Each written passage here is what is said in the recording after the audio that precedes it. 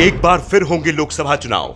मोदी सरकार बना रही बड़ा प्लान। विपक्ष को चौंकाने की तैयारी में प्रधानमंत्री मोदी बना रहे हैं बड़ी रणनीति। महाराष्ट्र में विधानसभा चुनाव के साथ हो सकते हैं लोकसभा चुनाव।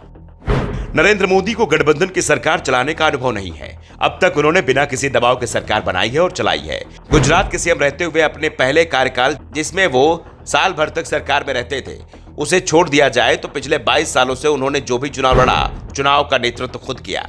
बीजेपी ने चुनाव मोदी के नाम पर ही वोट मांगा और हर बार मोदी और बीजेपी को जीत मिली। चाहे गुजरात विधानसभा चुनाव हो या फिर लोकसभा चुनाव, हर बार मोदी के नाम पर बीजेपी जीतती चली आई। लेकिन 2024 के लोकसभा चुनाव में बीजेपी जीतकर भी हार गई। दरअसल एनडीए को बहुमत मिला, लेकिन बीजेपी अकेले दम पर बहुमत हासिल करने से चूक गई। बीजेपी को 240 सीटों पर जीत मिली, जो बहुमत से 32 सीट कम है। ऐसे में मोदी को सहयोगी दलों के साथ मिलकर सरकार बनानी पड़ी है। सहयोगी दल बीजेपी पर दबाव भी बना रहे हैं। खासतौर पर टीडीपी की तरफ से दबाव कुछ ज्यादा ही दिखाई दे रहा है। लेकिन प्रधानमंत्री मोदी ने साफ कर दिया है कि वो किसी तरह के दबाव को स्वीकार नहीं करेंगे। ये बात मंत्रिमंडल गठन और मंत्रालयों के बंटवारों में उन्होंने साबित भी कर दी है। वो अपने किसी भी सहयोगी के आगे नहीं झुके हैं।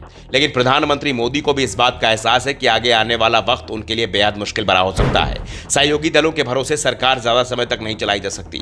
हाँ, अगर सहयोगियों के दबाव में सरकार चलाना हो तो आसानी से यह काम हो सकता है, लेकिन बीजेपी की नीतियों को सख्ती से लागू नहीं किया जा सकेगा। और पिछले 22 सालों के शासनकाल में नरेंद्र मोदी ने बता दिया कि वो किसी के दबाव में काम नहीं करते हैं। ऐसे में नई सरकार के गठन के साथ ही बीजेपी ने मध्यावधि चुनाव की तैयारी भी शुरू कर दी है। दावा किया जा रहा है कि बीजेपी तेजी से इस बार चुनाव में रह गई कमियों को लेकर मंथन कर रही है और मंथन के बाद कमियों को दूर किया जाएगा। फिलहाल जो कमियां सामने आ रही हैं, उसमें सबसे बड़ा कारण कार्यकर्ताओं का अति आत्मविश्वास और गलत उम्मीदवारों का चयन प्रमुख माना जा रहा है। ऐसे में नए सिरे से उम्मीदवारों के चयन की प्रक्रिया अभी से शुरू की जाने की तैयारी चल रही है।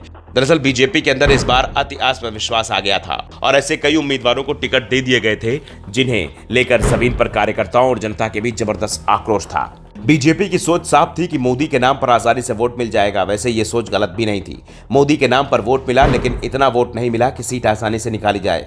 जहां बीजेपी का उम्मीदवार लोकप्रिय था या उसके खिलाफ जनता की नाराजगी नहीं थी, वहां सीट आसानी से जीत ली गई और जहां जनता की नाराजगी थी, वहां बीजेपी को हार मिली। ऐसे में अब नए सिरे से रणनीति तैयार की जा रही है। यह तय माना जा रहा है कि पीएम मोदी गठबंधन की सरकार में सहज नहीं है और वो नए चुनाव में बड़ा जनादेश लेकर आने की तैयारी कर रहे हैं। ऐसे में दावा किया जा रहा है कि अगले 6 महीने में सरकार कई बड़े फैसले करने वाली है, जिसके आधार पर वो चुनावी मैदान में जाएगी। दावा किया जा रहा है कि नवंबर दिसंबर में इस बार लोकसभा के चुनाव हो सकते हैं और इन चुनाव में बीजेपी अपने अकेले दम पर 300 से ज्यादा सीटें लेकर आएगी। इस तरह की रणनीति तैयार की जा रही है, जिससे आगे किसी तरह की समस्या ना आए। वैसे यह काम इतना आसान भी नहीं है। फिलहाल बीजेपी के लिए आरएसएस को भी साधना जरूरी दिखाई दे रहा है, क्योंकि इस बार के लोकसभा चुनाव में संघ ने कई राज्यों में बीजेपी की मदद नहीं की थी, खासतौर पर यूपी में, जिसका नुकसान बीजेपी को दिखाई दिया है। Bureau report, the Dhakad news.